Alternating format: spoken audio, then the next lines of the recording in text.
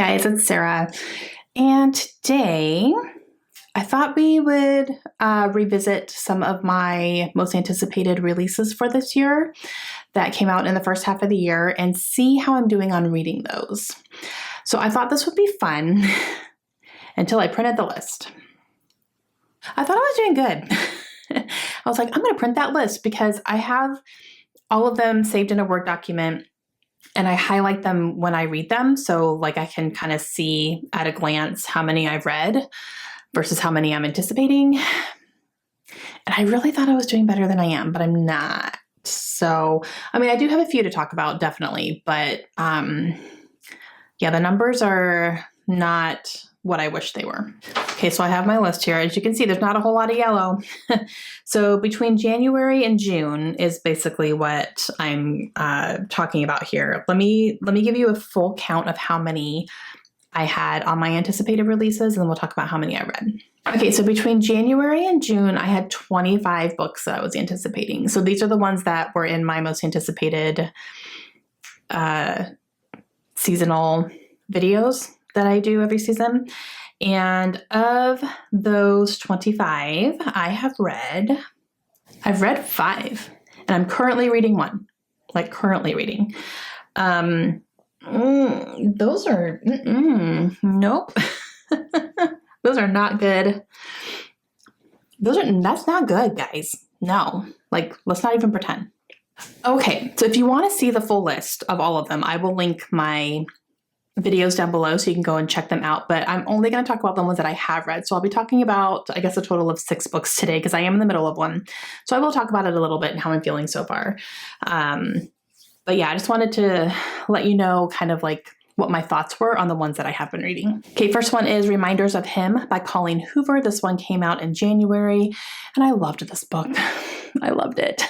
I gave this one 5 stars. It's hard to find a Colleen book that I have not given 5 stars. There's been one for sure that I gave a 4. I think there's a couple more that I could probably knock down from a 5 to a 4, I would say, but I'm not doing that unless I reread them.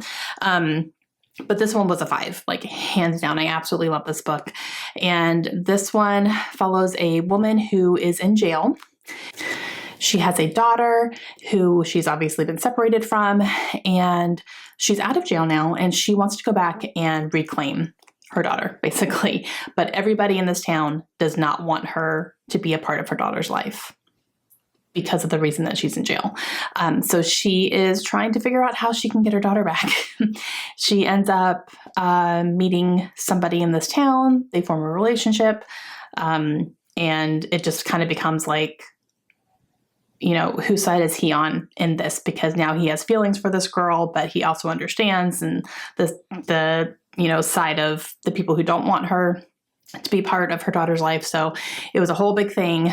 It was fantastic. I loved it. 5 stars. Okay, so then I read The Roughest Draft by Emily. Here we go. Emily. Oh my God. Why can't I say this woman's name? Emily Wibberley and Austin Siegmund Broca. Why can't I say Emily? That's like my mom's name and my niece's name. I should be able to say Emily. That should just roll off my tongue, but I can't say it with her last name. That's ridiculous. Okay, I read The Roughest Draft. This one I was so excited for. So excited. This also came out in January. And I was just really anticipating it because it follows authors and they like hate each other, but they're coming back to write another book because they have to. And it's like, you know, forced proximity and like it's going to be a hate to love. And I'm so excited, blah, blah, blah. I didn't like it, guys. I gave it 2 stars. I gave it 2 stars. I thought it was boring. And I thought these 2 authors just would not talk to each other. Like, it was like, you're in the same house. Talk to each other. You obviously have feelings. You're writing it in your book. Talk to each other. Like, ugh, it drove me nuts. It just felt like they were acting like teenagers when they are grown people. Act like grown-ups. Oh, it drove me crazy. They just wouldn't communicate. And that's one of my biggest pet peeves is communicate, please. I can understand some miscommunication in some books. I can handle it, but this one was just like, there's no excuse that you are not communicating. You're just being stubborn and being dumb. And come on now. I also thought the reason that their relationship had dissolved in the past, like when you kind of learn what it was, I was like, really? That's it? You're throwing away an entire relationship, an entire career for that. I didn't like it. So 2 stars. That was a really big disappointment. Another one that I listened to on audio is Circus of Wonders by Elizabeth McNeil. And circus book, I'm interested, right? That's one of my buzzwords. Love it. This is another one that I kind of felt was a little bit boring. I didn't really feel like a whole lot happened in this book. And the premise is fantastic. This girl gets sold to the circus by her father against her will. She doesn't want to be there. She doesn't understand anything. She gets there. She makes these friends and builds these relationships, and it's great. And she's actually building a life here, and she ends up really loving it. There's an evil circus manager who is just like thinking he owns people, including her. She starts getting really popular. He starts getting jealous of that. It's a whole thing. But I didn't love it. And I felt like it was just kind of boring. Like, I feel like even from what I remember, I don't even remember a lot of the book, which is like a sign, right? Like, I remember everything I just said. And then she started building a relationship with this boy that just, it was so promising. And then it just kind of stopped. I didn't know why. I was like, what happened? And then the ending, I didn't like the ending at all. Like, when it ended, I was like, really? Okay. So I don't know. It just, yeah, it was weird. I think I gave it 3 stars.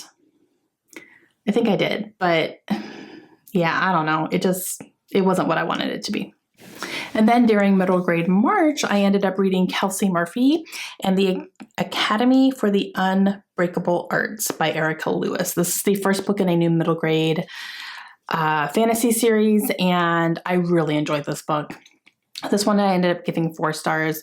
So our main character, Kelsey, finds out that she is from a family that is part of a magical world that she didn't know about.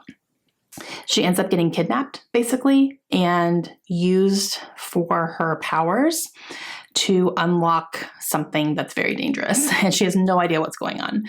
And then she ends up getting like portal transported to this new world. And she's really just kind of dumbfounded, about this whole thing. And she ends up getting into the academy there and learning about this world, learning about the magic, learning what she can do, making friends, all that kind of stuff. So a little formulaic with, that kind of thing. And then you find out how she's a part of this world as well, and like who her family is and all that stuff. So definitely follows a formula. You can kind of like pick and see, oh, this is kind of the same as this and this and this. And so yeah. So that's kind of why I gave it 4 stars. It definitely followed like a formula. There wasn't a whole lot that was really different about that. But I still really enjoyed it. The action was great. The magic is really cool in here.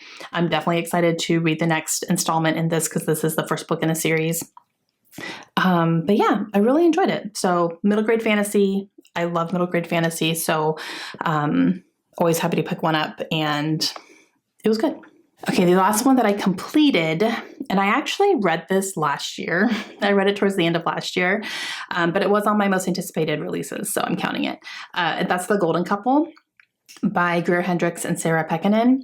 And this is a writing duo where I've read all their books, and I will say this is one of their better ones. They've had a couple misses for me, but this one was pretty good.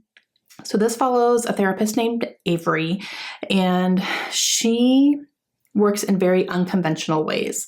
She uses unconventional practices to help people, mostly married couples. And so this couple goes to her to look for help in their marriage because the wife in this couple has revealed that she has had an affair. And so they need some counseling. And she really is just hoping that this therapist can fix their marriage because she almost guarantees that she can. And so you follow this couple going to see her. You follow them outside of the therapy sessions as well. You're also following Avery, who has some issues of her own, obviously, because why not?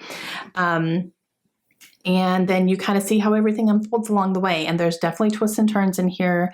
I enjoyed this one. I really did. I think I gave this one 4 stars.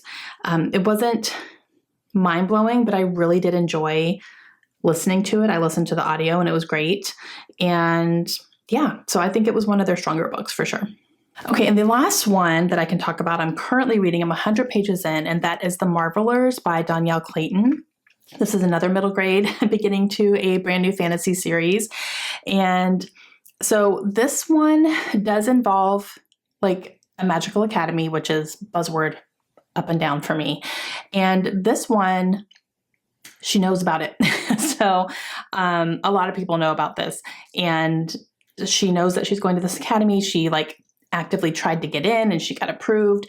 She's a little bit of a special case to get into this academy as well, which is interesting. And the academy is in the sky, literally. Like they take this ship up into the sky and it's in the clouds, and the way it's described is just sounds so beautiful. There's maps in here as well, like pictures and stuff of it too. And you're following her, but she's definitely considered an outsider or an outcast, and people are treating her that way so far. She is making a couple of friends, but yeah, so she's learning about, she already can practice some magic, but she's learning about a different type of magic at this academy. So that's kind of what is a little bit different. She was going to this other academy before practicing her own magic, and now she's going to somewhere else where it's completely different. So far I'm loving it. I'm 100 pages in and so far it's just very magical. I love the descriptions. I was laughing at one point at one of the things. It was really funny. And yeah, I'm really enjoying it so far. So this will be read here soon. Hopefully, maybe even by the time this goes up, I'll have it finished. But so far I'm really loving it. But this was on my most anticipated as well.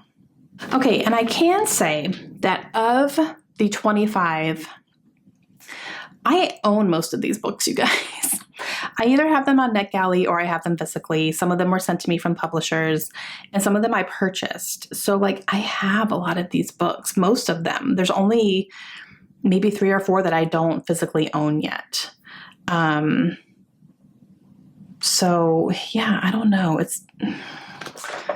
I kind of wish I were doing better on my most anticipated releases because I'm so excited for them. And a lot of these are by authors I have read and loved, and it's their new release, and I really want to read them.